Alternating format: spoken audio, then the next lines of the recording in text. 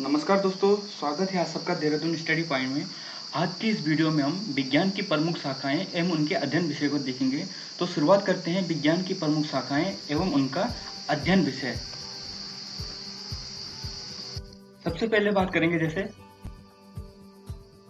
Ornithology.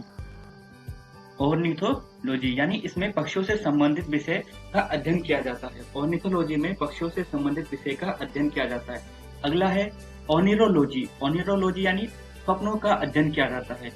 ओनिरोलॉजी में जो विज्ञान की शाखा है इसमें स्वप्नों का अध्ययन किया जाता है। नेक्स्ट है न्यूमिस्मेटिक्स। न्यूमिस्मेटिक्स में पुराने सिक्कों का अध्ययन किया जाता है। न्यूमिस्मेटिक्स में पुराने सिक्कों का अध्ययन किया जाता है। अगला है पिसीकल्चर। मछलियों का व्यापारिक उत्पादन का अध्ययन यानी मछलियों का अध्ययन पिसीकल्चर में किया जाता है। नेक्स्ट है पेडागोजी या पेडालॉजी। पेडागोजी में होता है अध्यापन कला का अध्ययन किया जाता है यानी टीचिंग से संबंधित विषय का अध्ययन पेडागोजी में किया जाता है। नेक्स्ट है पेडोलॉजी। पेडोलॉजी यानी मिट्टी का अध्ययन किया जाता है। पेडोलॉजी विषय में मिट्टी का अध्ययन किया जाता है। अगला है हिमेटोलॉजी। हिमेटोलॉजी यानी रक्त का अध्ययन किया जाता है यानी रक्त से संबंधित विषय का अध्ययन हिमेटोलॉजी में किया जाता है। नेक्स्ट है लिथोलॉजी। लिथोलॉजी यानी चट्टानों एवं पत्थरों से संबंधित विषयों का अध्ययन किया जाता है। लिथोलॉजी में चट्टानों एवं पत्थरों से संबंधित विषयों का अध्ययन किया जाता है। अगला है साइटोलॉजी। साइटोलॉजी यानी जीव कोशिका का अध्ययन किया जाता है। जीव कोशिका यानी सेल का अध्ययन किया जाता है साइटोलॉजी में। नेक्स्ट है हेलियोलॉजी। हेलियोलॉजी यानी सूर्य का अध्ययन किया जाता है। सूर्य का अध्ययन हेलियोलॉजी में किया जाता है। नेक्स्ट है हेप्रोलॉजी। हेप्रोलॉजी यानी निद्रा एवं संबंधित विषयों का अध्ययन किया जाता है। इसमें भी निद्रा से संबंधित विषयों का अध्ययन किया जाता है हेप्रोलॉजी में। और स्वप्नों का अध्ययन क्या था? ओनिरोलॉजी। नेक्स्ट चलते हैं शरीर की आंतरिक संरचना से संबंधित विषय यानी शरीर की आंतरिक संरचना से संबंधित जो विज्ञान का विषय है उसे कहा जाता है एनाटॉमी। एनाटॉमी में शरीर की आंतरिक संरचना से संबंधित विषय में जानकारी ली जाती है।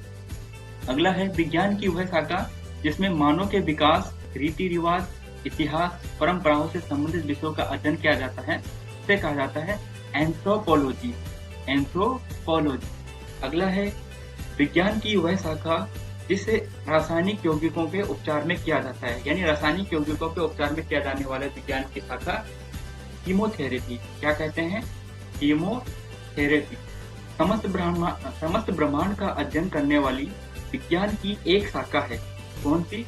कॉस्मोलॉजी यानी विज्ञान यानी जो ब्रह्मांड है, ब्रह्मांड का अध्ययन करने वाले विज्ञान की शाखा कॉस्मोलॉजी। अगला है चीनी मिट्टी के बर्तन तैयार करने से संबंधित विज्ञान, उसे कहते हैं सिरेमिक्स। सिरेमिक्स में क्या हो गया? चीनी मिट्टी के बर्तन तैयार करने से संबंधित विषय या विज्ञान।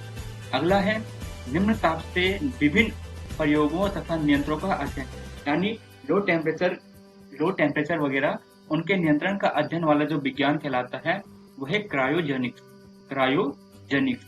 अगला है जंतु विज्ञान की वह शाखा जो कीट पतंगों का व्यापक अध्ययन करती है। तो कीट पतंगों का अध्ययन है एंटेमोलॉजी।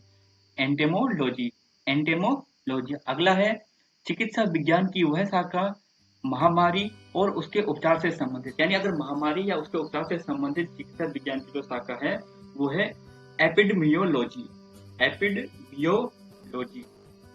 अगला है फल, फूल, साग सब्जी उगाने यानी बागवानी फसल या पुष्प उत्पादन की बात करें, बागवान से संबंधित बात करें तो वो है हॉर्टिकल्चर यानी हॉर्टिकल्चर जो साइंस का विषय है वहाँ पे हम इनके बारे में जानकारी लेते हैं यानी बाग बगीचे के लिए। अगला है दोस्तों कुछ इंपोर्टेंट है वे मैंने हैंड रिटन लिखे हैं। जैसे विज्ञान की विभिन्न शाखाएं, सिक्कों का अध्ययन न्यूमिस्मेटिक्स, कुछ रिपीट भी होंगे, ध्यान रखना वो है आपके लिए ही फायदेमंद होगा। सिक्कों का अध्ययन न्यूमिस्मेटिक्स। अगला है ध्वनि का अध्ययन यानी ध्वनि विज्ञान का अध्ययन कहा जाता है एकोस्टिक्स। अगला है कीट पतंग, एंटेमोलॉजी, अभी आ गया था पीछे, कीट पतंग का एंटेमोलॉजी।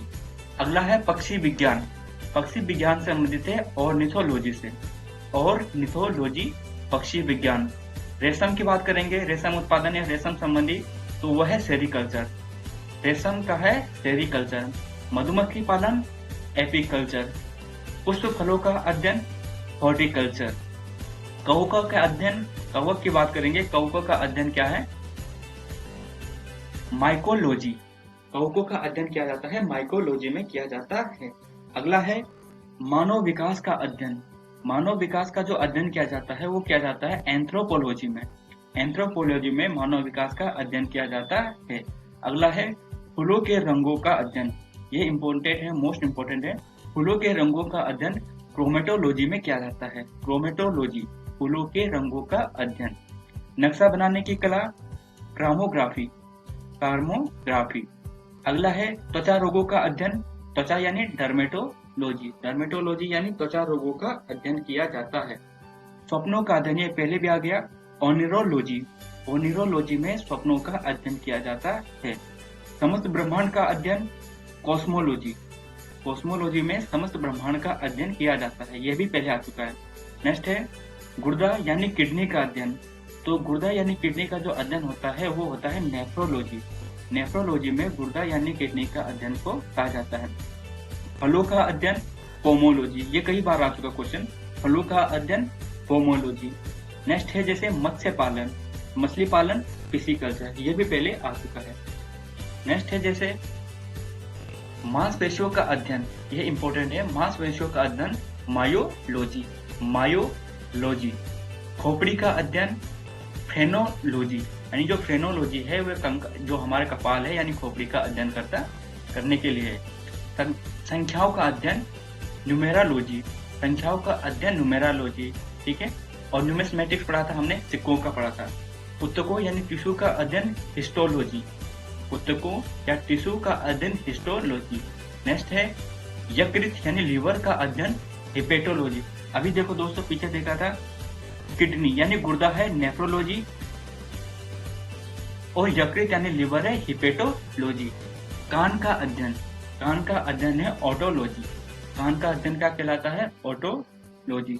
नेक्स्ट है 24वां है ये, गैसों का अध्ययन क्या कहलाता है? गैसों का अध्ययन न्यूमेटिक्स। न्यूमेटिक्स कहा जाता है गैसों का अध्ययन। और न्यूमिस्मेटिक्स कहेंगे तो सिक्कों का अध्ययन। गैसों का अध्ययन न्यूमेटिक्स। अगला है प्रकाश का अध्ययन। प्रकाश का अध्ययन है फोटोलॉजी। नेक्स्ट है पशु रसायन का अध्ययन। पशु रसायन का अध्ययन जुगेमी कहलाता है। जुगेमी संबंधित है पशु रसायन का अध्ययन। अंगूरों का विटिकल्चर, ये तो कई बार आ चुका क्वेश्चन। अंगूरों का अध्ययन या अंगूरों से संबंधित विज्ञान है विटिकल्चर। केंचुआ पालन, वर्मी कल्चर, ये भी मोस्ट इंपोर्टेंट है। केंचुआ पालन, वर्मी कल्चर।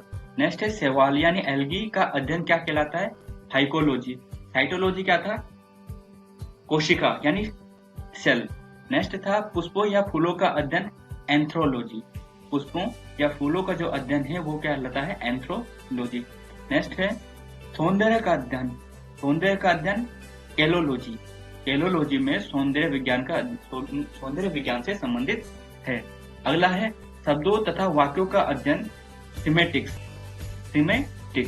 शब्दों तथा वाक्यों का अध्ययन सिमेटिक्स। नेक्स्ट है मृदा का अध्ययन, पोडोलॉजी। अभी एक था पेडागोजी। पेडागोजी में क्या था? टीचिंग से संबंधित था। पेडोलॉजी या पोडोलॉजी मृदा का अध्ययन से। तो दोस्तों ये थे लगभग 40 प्लस कुछ इंपोर्टेंट विज्ञान की प्रमुख शाखाएं। आप जरूर 1 या 2 बार रिवाइज करना, निश्चित ही आपके लिए हेल्पफुल होगा। Thank you.